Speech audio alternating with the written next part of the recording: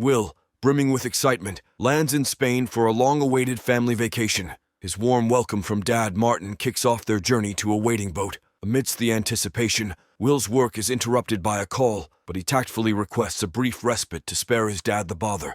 Arriving at their destination, Will is greeted by Mom Lori, little brother Josh, and Josh's girlfriend Dara, all wearing wide smiles. The family eagerly anticipates a special dinner together. Around the table, the brothers reminisce about their nomadic childhood due to their dad's job. Amidst the joy, Lori expresses gratitude for the family reunion, initiating a heartfelt toast. Playfulness ensues as Josh recounts a humorous incident from Will's past, evoking laughter. The joyous atmosphere takes an abrupt turn when Will shares the distressing news of his company's bankruptcy during a once cheerful evening. The group falls into somber reflection, uncertainty clouding the mood. Seeking solace by the seaside, Will contemplates the day's events. Acknowledging his role in dampening the mood, Will apologizes to his father Martin for the challenging situation. In a poignant exchange, Martin reciprocates, understanding his son's struggle. The next day at sea, tensions rise when Will, preoccupied with his incessantly ringing phone, reluctantly takes control, leading to a close encounter with a fast motorboat.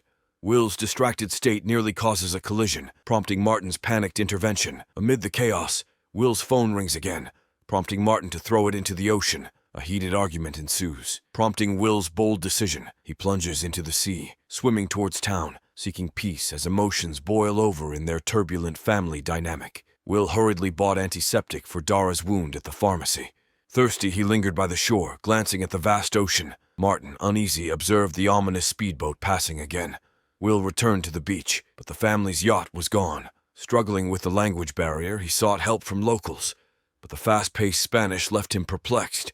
Wading into the waves, he approached young people, but their words were incomprehensible. Fear set in, imagining his family leaving him behind. Walking along the coast under moonlight, he found the drifting yacht. On board, he discovered a power outage and an empty vessel. Desperate, Will sought help at the police station, where officers, engrossed in a card game, paid little attention. Amid growing frustration, Will confided in the station's captain. On hearing Will's name, the concerned captain made a call. Under the cover of night, police and Will sought the stranded yacht, encountering a stranger claiming knowledge of Will. Suspecting foul play, Will attempted to escape, but officers detained him. In a struggle, Will broke free, commandeering a police car. The chase ended in a crash, with officers assaulting Will.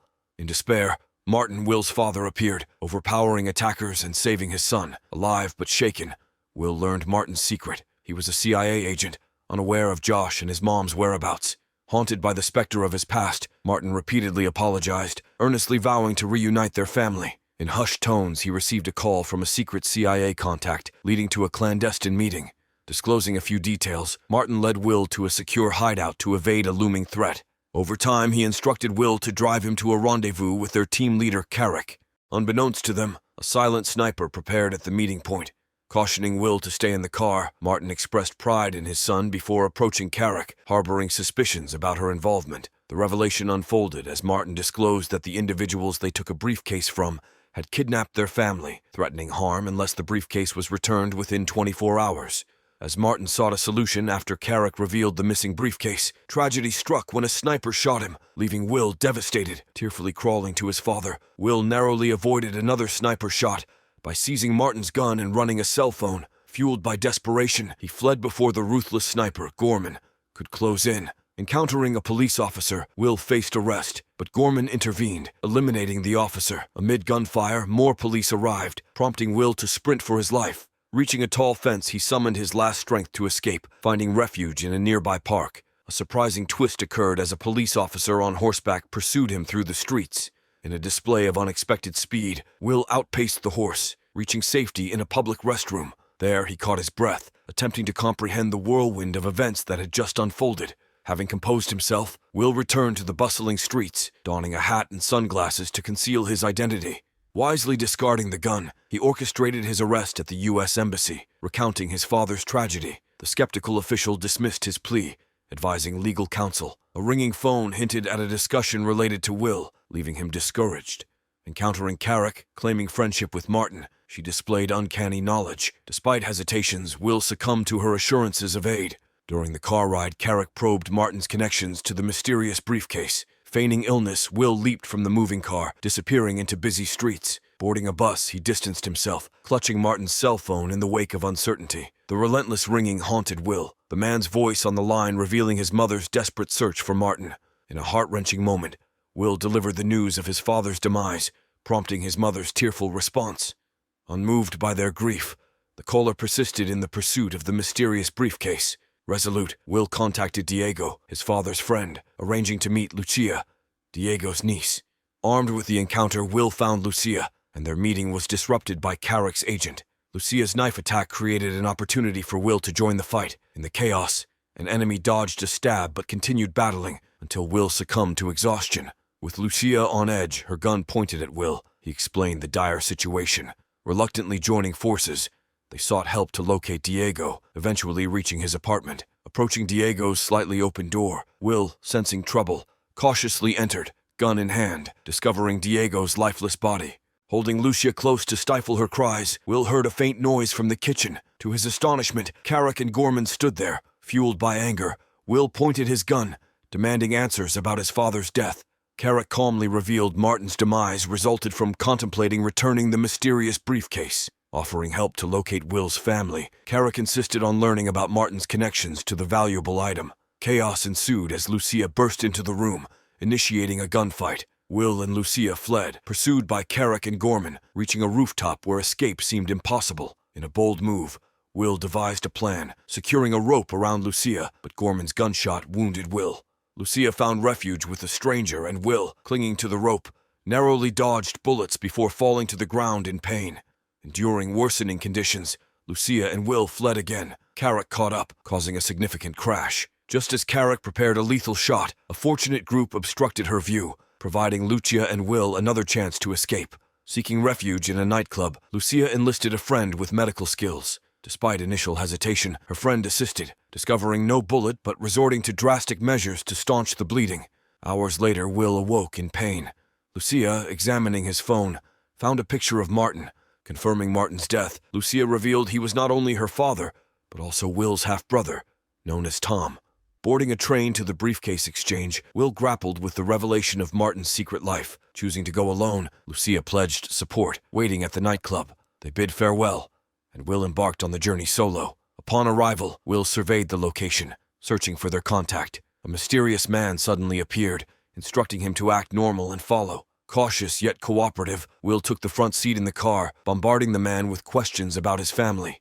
The atmosphere shifted abruptly as the man violently grabbed Will's neck, rendering him unconscious. Awakening tied to a chair, Will endured punches while desperately convincing his captors of Martin's demise. To his surprise, Zahir revealed himself as a rogue agent with a plan involving the mysterious briefcase to expose a corrupt CIA agent. The grim reality emerged.